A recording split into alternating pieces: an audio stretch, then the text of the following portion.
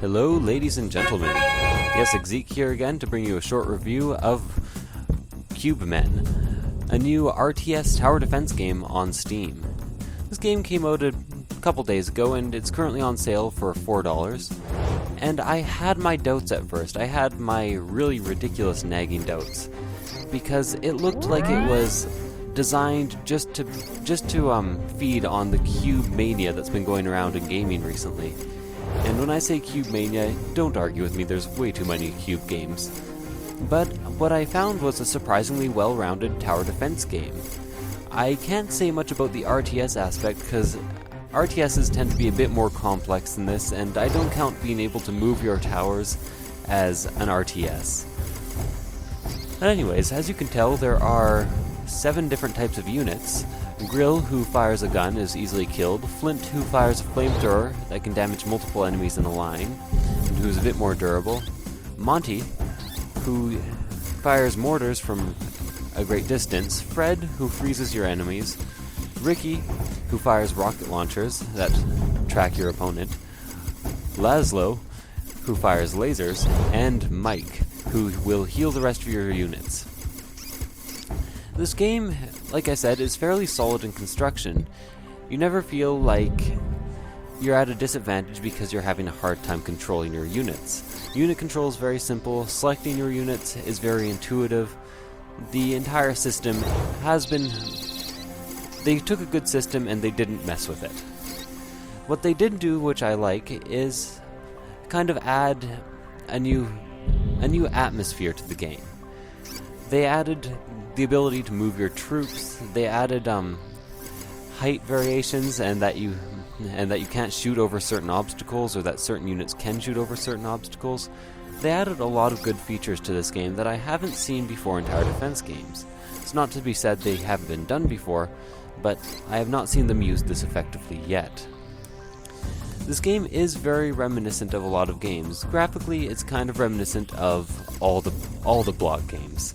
And you know the games, Minecraft, The Blocks That Matter, which I apologize for the horrible review. If any of you didn't see that, I'm very sorry. And the hundreds of others that are currently being released. There are 2 in development that I'm rather looking forward to. One's a castle defense game, and the other's a free-roaming RPG.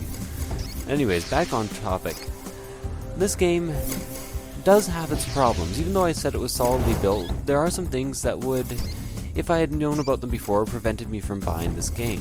One is, despite having a lot of game modes and a lot of online play, a lot of replayability in some ways, I find that the 7 units are very limiting, as they cannot be upgraded in any way, or at least as far as I can tell. So the tutorial took me through the whole game. I expect it would have told me if there was a way to upgrade my units or to get new units. But so far, you're just limited to these 7s, the animations are kind of boring, it gets old hat very fast. And once you've mastered the initial strategy, and I think the best strategy is to just line all your troops up near the entrance of their base so they can't spawn in mass, the game becomes a bit dry. Now this will probably be fixed a bit online when you're playing against another human player trying to invade their base, but I can't see this game having hours and hours of replayability.